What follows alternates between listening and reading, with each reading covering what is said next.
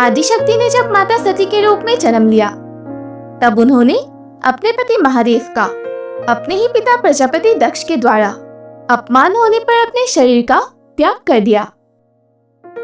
उसके बाद उन्होंने गिरिराज चिंबान के पुत्री के रूप में जन्म लिया। माँ पार्वती शुरू से ही महादेव की भक्ति में लीन रहा करती थी। उन्हें हर जगह सिर्फ महादेव ही दिखाई देते थे। ओम नमः शिवाय, ओम नमः शिवाय। जब माँ पार्वती विवाह के योग्य हुई, तो उनके पास देवर्षि नारद आए और उन्हें महादेव के पंचाक्षर मंत्र दिया और उनका मार्गदर्शन किया। उसके बाद माँ पार्वती ने अपने महल का सुख त्याग कर तपस्या करने का निश्चय किया। फिर उन्होंने अपने माता पिता की अनुमति ली और महादेव को अपने पति के रूप में पाने के लिए तपस्या करने अपने भवन से दूर घने वन में चली गई।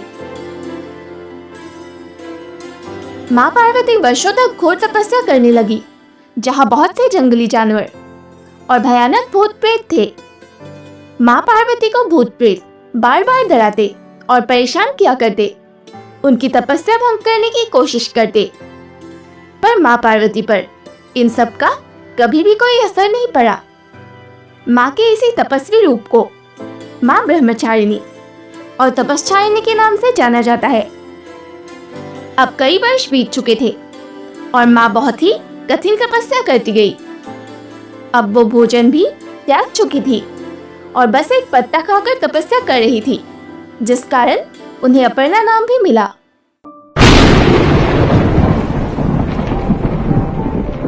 घोर आंधी, तूफान, धूप, बारिश होती गई, पर माँ कभी भी विचलित नहीं हुई।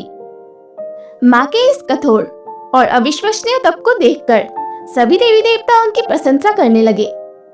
अनेक देवी देवता और सिद्ध पुरुषों ने उन्हें समझाया कि वह अपने महल लौट जाए, परंतु माँ कभी भी तस से मस नहीं हुई। परंतु महादेव वो माँ को दर्शन ना देकर उनकी धैर्य की परीक्षा ले रहे थे। उधर इस बात से इंद्रदेव बहुत परेशान हो रहे थे। उन्हें महादेव और माता के पुत्र का वर्षों से इंतजार था, ताकि वो संसार को तारकासुर से मुक्ति दिला सके। इसलिए वो कामदेव के पास गए और उनसे एक विनती की, और फिर कामदेव महादेव के पास गए और उनके मन में माता पार्वती के लिए प्रेम जगाने की कोशिश की। पर महादेव तो थे देवों के देव, बैरागी महादेव। माँ पार्वती के लिए उनका प्रेम अनंत होते हुए भी उनके प्रति उनका कोई मोह नहीं था। कामदेव अपने प्रेम के बाण महादेव पर चलाते गए, पर महादेव पर उसका कोई असर नहीं हुआ। अंत में महादेव का क्रोध जागृत हुआ और उनकी तीसरी आंख खुल गई, जिससे कामदेव भस्म हो गए।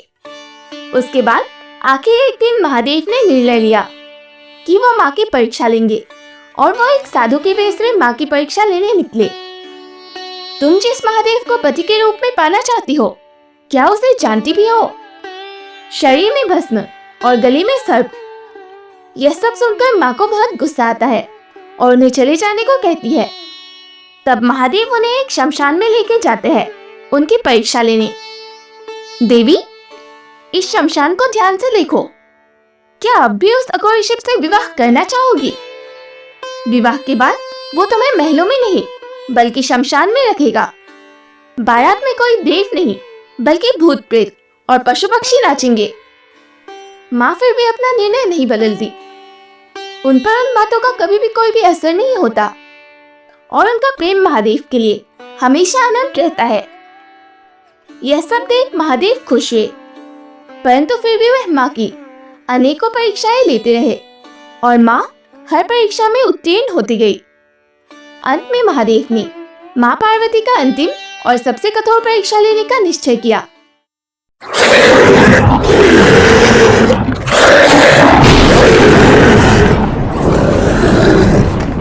उन्होंने एक मायावी ग्राह यानी कि घड़ियाल का रूप लिया और एक नदी में गए, जहाँ माँ पार्वती पास ही तपस्या कर रही थी। उन्होंने ग्राह के रूप में एक बच्चे को अपने मुंह में चकर लिया, जो कि असल में नंदी जी थे। जब माँ पार्वती ने देखा कि एक बच्चे को ग्रास ने जकड़ लिया तो माँ दौड़कर नदी के पास पहुंची और ग्रास से विनती की कि बच्चे को छोड़ दे।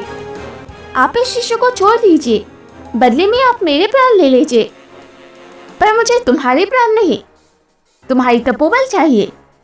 तुमने इतने वर्षों तक तप किया, उसी का फल तुम मुझे दे दो, ताकि इतने वर्षों की तुम्हारी तपस्या का फल सब कुछ मुझे मिल जाए। यह सब सुन माँ बहुत दुखी हुई। मैंने अपने स्वामी महादेव को प्राप्त करने के लिए अनेकों वर्ष तप किया। वही मेरी सर्वस्व है और शक्ति शिव के बिना अधूरी है।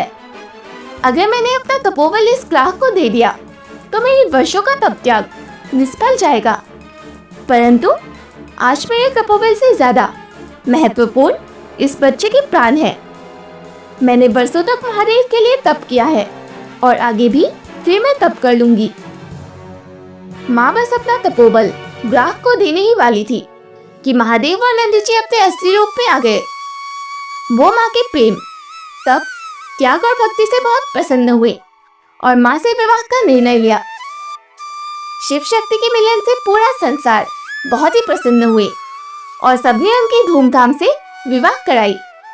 महादेव और माँ के बारात में न सिर्फ देवी देवता, यक्ष गंधर्व, बल्कि भूत प्रेत, पिशाच, पशु पक्षी सब सम्मिलित हुए। पशुपतिनाथ देवों के देव महादेव और जगत जननी माँ पार्वती की बारात पूरे ब्रह्मांड में सबसे बड़ी और अनोखी बारात हुई। नवरात्रि के दूसरे दिन हम द्वितीय नवदुर्गा यानी कि इन्हीं माँ ब्रह्मचारिणी की पूजा करते हैं। ब्रह्मचारिणी का अर्थ है तप का आश्रय रखने वाली। माँ के इस रूप में उनके एक हाथ में जप की माला तथा दूसरे हाथ में कमंडल है। माँ ब्रह्मचारिणी हमें सिखाती है कि जीवन में हर कठिन परिस्थिति का कैसे धैर्य और निश्चयता से सामना करें और कभी भी अपने मन को विचलित न होने दे। तो यह थी माँ ब्रह्मचारिणी की अद्भुत कथा।